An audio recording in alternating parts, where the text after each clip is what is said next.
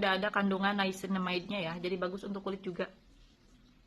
Melembabkan, bikin kalian seperti pakai bedak juga tuh. Ada efek tone up-nya gitu. Jadi di dalam krim ini tuh ada dua ya, satu yang putih sama yang jelly-jellynya itu. Yang jelinya warna orange itu moisturizer-nya. Sebenarnya kalau kita nggak mau pakai moisturizer yang merek lain pun boleh, langsung pakai ini aja. Yang putihnya untuk tone up, yang putih untuk tone up ya, melembabkan kan, kayak pakai bedak. Kulitku sama matang tapi dia aku nggak jadi warna ungu, warna abu atau warna jadi warna apa ya, abu-abu monyet kalau gimana ya.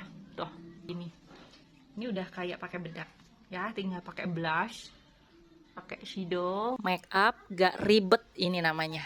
Yuk buruan check out, kalian harus pakai juga. Make upnya dijamin mantul, gak ribet. Check outnya di keranjang kuning.